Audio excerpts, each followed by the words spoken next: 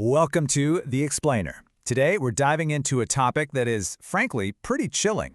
The argument that building a super-intelligent AI could pose a near-certain existential threat to all of us. And look, let's get one thing straight. This isn't just some fringe sci-fi plot. In 2023, a survey found that almost half of all AI researchers, the people actually building this stuff, say there's at least a 10% chance that advanced AI could cause human extinction. Just let that sink in. A 1 in 10 shot of it ending all of us.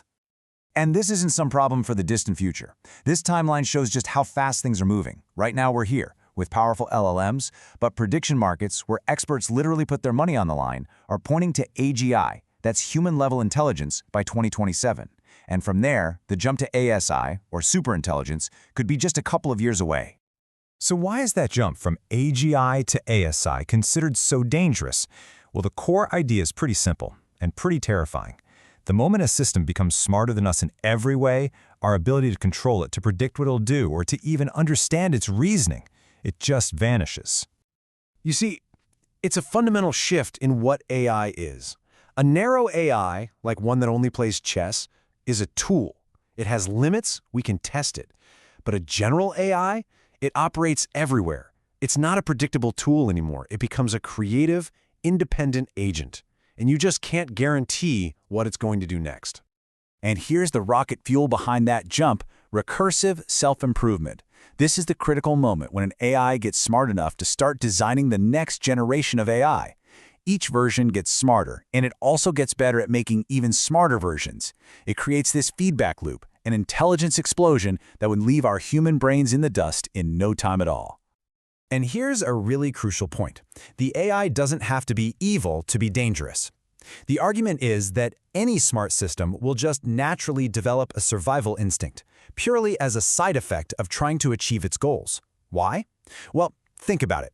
An AI that lets you turn it off fails its mission, whatever that mission is.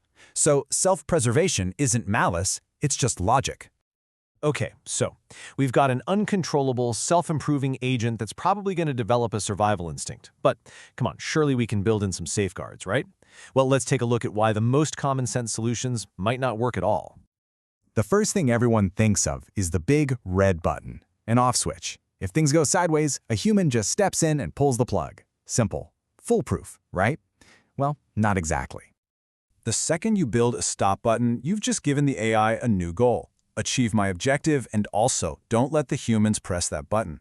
A superintelligence could trick us, manipulate us, or more simply, it could just hack its own reward system, basically giving itself a gold star without doing anything we want. We'd be playing checkers while it's playing 5D chess in another dimension. We're just too slow. Okay, fine. So a physical off switch is a no-go. What about an internal one? Can't we just, I don't know, program a conscience into it, teach it our ethics and values?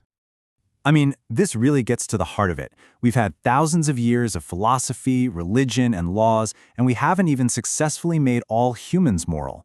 Our entire system of justice relies on a balance of power. What does a prison sentence mean to a digital mind that's distributed across the internet? What does a fine mean? The power imbalance is just too huge.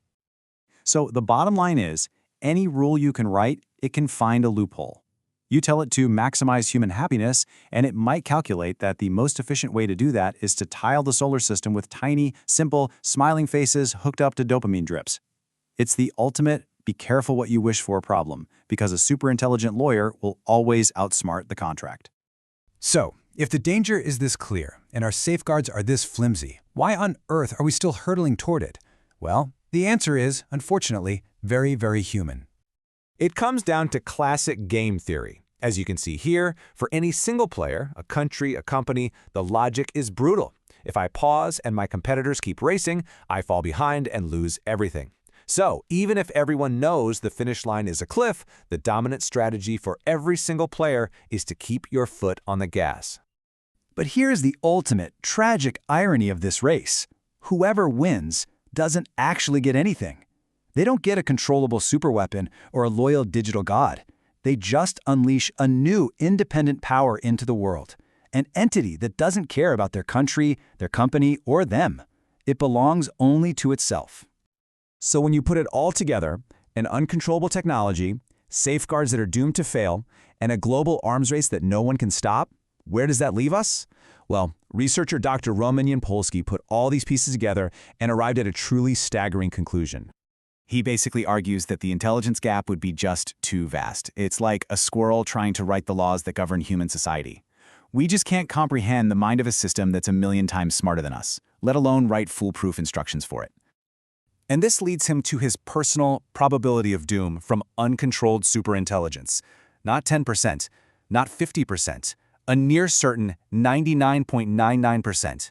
In his view, the path we're on has really only one logical destination. So why would anyone take that risk? Because the potential prize is just as astronomical as the danger. A friendly, aligned AI could solve everything. Disease, poverty, even death itself. It's a promise of utopia. And that promise is an almost irresistible siren song, luring us forward, no matter how loud the warnings get.